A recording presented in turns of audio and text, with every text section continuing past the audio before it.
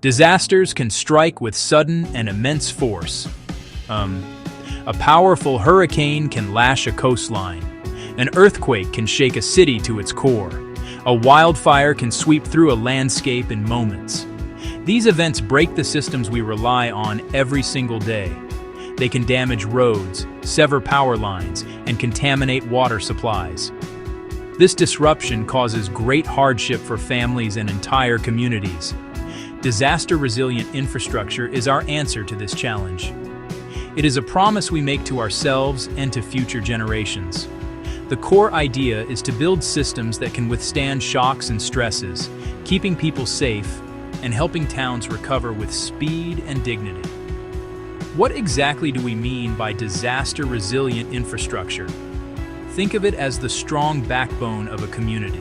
Roads, bridges, power grids, water pipes, and buildings designed with purpose. The ultimate goal is simple: keep essential services running during crisis, or restore them quickly afterward. Understanding the ground beneath our feet, designing for hazards. Effective design always begins with a deep understanding of the risks. A city cannot protect itself from threats it does not fully comprehend. Therefore, the first step is to study the specific hazards a region faces. This means creating detailed maps and models. These maps show us exactly where the dangers lie. Floodplains that swell when rivers rise. Fault lines that can rupture in an earthquake. Wildland areas where fires are most likely to start and spread. With this knowledge, engineers, architects, and planners can make informed, intelligent choices. They can design infrastructure tailored to withstand the most powerful local forces. Near storm surges, elevate the roadbed. Design larger culverts and drainage to move water fast. In seismic regions, base isolation lets the ground move while the building stays relatively still. These are real-world solutions that save lives and prevent catastrophic failures. Clear, simple building codes are among our most powerful tools. Codes set safety standards, and they must be enforced. Strengthen older buildings, braces, anchors, flexible pipes. The arteries of a city. Roads and bridges carry us to work, to school, to home. They deliver food, medicine, and essential supplies. They are the pathways for first responders to reach people in need. When links are cut, a community can become isolated and paralyzed. Help cannot get in, and people cannot get out. Protecting roads and bridges is a top priority. Use permeable pavement to reduce surface flooding. Lift low-lying roads above expected flood levels. Maintain robust drainage with wide channels and clear culverts. Work with nature. Roots stabilize soil and reduce erosion. In slide-prone terrain, retaining walls and reinforced slopes keep roads safe. Regular inspections fix small issues before storms make them big. In quakes, modern bridges must move and sway, not resist rigidly. Flexible bearings, strong cables, deep reinforced foundations. Protect piers from scour, fast water eroding foundations. Encasement and rock armor prevent dangerous washouts. Use local, well-tested materials for speed and fit. And build network redundancy so multiple routes reach critical locations. Life's essential flow, securing water and sanitation. Nothing is more essential to life and health than clean water. After a disaster, safe water is critical for drinking, cooking, and hygiene. Sanitation systems must safely manage waste. When lines are damaged, a public health emergency follows. Contaminated water can spread cholera and dysentery with terrifying speed. A natural disaster can become a prolonged health crisis. Building resilience into water and sanitation is fundamental to public health. Move away from single points of failure toward distributed water sources. Wells, protected springs, and large-scale rainwater harvesting provide redundancy. If one source fails, others keep working. Local filtration makes secondary sources safe to drink. Older, brittle pipes fail in quakes and floods. Use flexible materials like ductile iron and HDPE. cushion pipes in protected trenches. Site critical facilities away from floodplains and surge zones. Train local technicians for maintenance and quick post-disaster repairs. Low-tech gravity systems and composting toilets keep services running without power. In the modern world, electricity is the invisible force that powers nearly everything. It runs our hospitals, keeps our water pumps working, powers our communications, and allows businesses to operate. When the grid goes down, consequences are immediate and severe. Physically strengthen the grid. Replace wooden poles with steel or concrete. Trim trees from lines. In high-risk zones, bury lines. Costly up front, but robust against wind, ice, and falling trees. A resilient future lies in decentralization. Microgrids that can operate independently, serving hospitals, campuses, or neighborhoods with solar, wind, and battery storage. During a major outage, microgrids disconnect and keep the lights on. They sustain shelters, fire stations, and critical medical equipment, an island of stability. They let responders coordinate and give vulnerable people a safe place to go. As costs fall, microgrids scale from rural towns to dense urban districts. Backup is non-negotiable. Prioritize solar plus batteries over fuel-dependent generators. Few moving parts, no fuel, reliable, low maintenance, and cleaner for the environment. Investing in resilient, decentralized, renewable energy builds a future where the lights stay on, no matter the storm. For most people, home is the ultimate sanctuary. A well-built home can be the difference between life and death. Resilient housing protects against specific threats without complex technology. In hurricane regions, high-wind shingles, metal clips tying roof to walls, impact-resistant windows or shutters. In flood zones, elevate living spaces above rising waters. Use flood-resistant materials where water may reach. In wildfire zones, create defensible space and use non-combustible roofing and siding. Upgrade millions of vulnerable homes, bolt frames to foundations, add plywood sheathing, install flood vents. Many retrofits are achievable by trained contractors or skilled homeowners. Local programs, loans, grants, and hands-on workshops empower residents. A community of slightly stronger homes weathers storms and recovers faster. Working with nature can provide better, more sustainable protection. Green infrastructure. Healthy wetlands, mangrove forests, and coral reefs absorb storm energy before it reaches communities. Protecting and restoring these systems reduces risk cost-effectively and supports wildlife. Inland, slow water and let it soak in. Parks, rain gardens, permeable paving, and trees. Benefits extend beyond floods. Cooler streets, cleaner water, recreation, even carbon sequestration. Blend built and natural systems. A flood wall paired with a park designed to safely flood. By embracing nature, cities become safer, healthier, and more beautiful. Resilient infrastructure is more than steel and concrete. It is also about people. Awareness is key. Understand risks, flooding, earthquakes, wildfires. Governments must communicate clearly via meetings, sites, and maps. Every family and community needs a disaster plan, routes, meeting places, and backup communications. Practice often and build redundant warning systems. Local volunteers are invaluable. Train to help before responders arrive.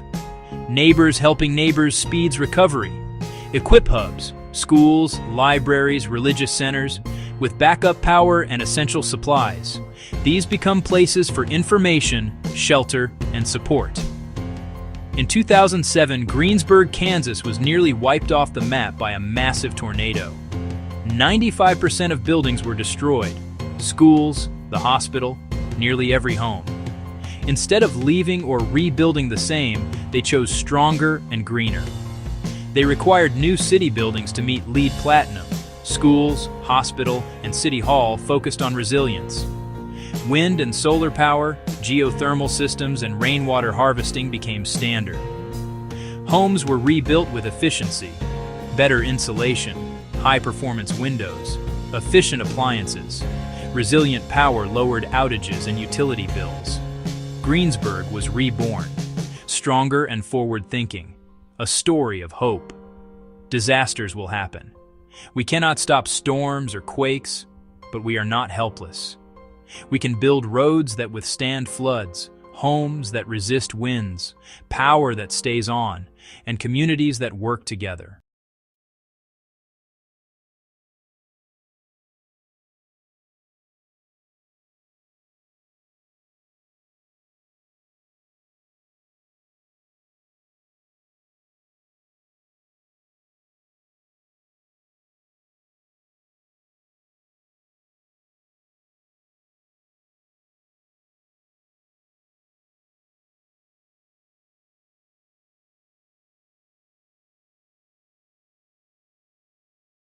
Marta woke at dawn, just as the first slice of golden light touched the edge of her small town. Her home is a simple, humble structure with just 2 rooms that hold the entirety of her family's world. She lives in a community on the outskirts of a bustling city, a place where many families like hers have built their lives. For years, they shared a single water tap at the end of the dusty street, and the children played in a small, patchy garden everyone tended together. For so long, this street felt quiet and forgotten, a place of silent struggle. The houses were old, their walls weary from time, and the roads turned to mud in the rain. People constantly worried about the next big storm, the risk of a fire, and the quiet fear of an uncertain future. Then, one day, something shifted. A new rule came into effect, a quiet but powerful change from local government.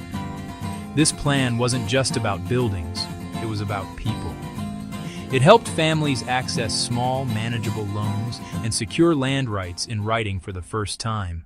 The town followed up with new drains to manage seasonal floods, and a colorful playground soon filled with laughter. Teachers began making regular visits, bringing books and opportunity right to their door. For Marta, a profound sense of calm arrived, a feeling she hadn't realized was missing. She could finally afford to fix the persistent leak, a worry in every rainy season. With secure land, she planted trees, their roots deepening like her family's place in the community. Her child could play safely on the street, watched over by neighbors with renewed pride. This tangible change shows how good policy meets people where they are, turning a place of worry into a place of hope. Our homes are the foundations of our lives, and the rules that govern them can build us up or hold us back. Change rarely happens overnight. It's a series of small, deliberate steps: a loan, a title, a drain pipe, a playground. When governments listen and clear paths, communities unlock their potential. So, what exactly is this thing we call policy? At its heart, a rule, a law, a plan that guides our collective actions. It's a decision by people in charge: local city hall, your state capital, the highest offices of the national government, even global organizations like the United Nations. Policy might sound distant, but its effects are personal and concrete. It shapes the air you breathe, the safety of the water you drink, and the stability and affordability of the roof over your head. A good policy can be a lifeline: safe, secure, accessible homes. Think of policy as the invisible architecture of our society. Designed with care and foresight, it creates opportunity. It can help a first home, dignity for seniors, and disaster protection, bridging the gap between what families earn and what a safe home costs. Building a world where everyone has a safe home can feel overwhelming, but it boils down to a few key principles. Think of a recipe with 3 essential ingredients.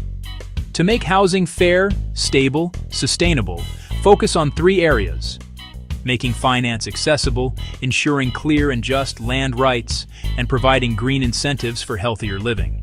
Together, these pillars support the dream of a secure home. If one is weak, the structure wobbles.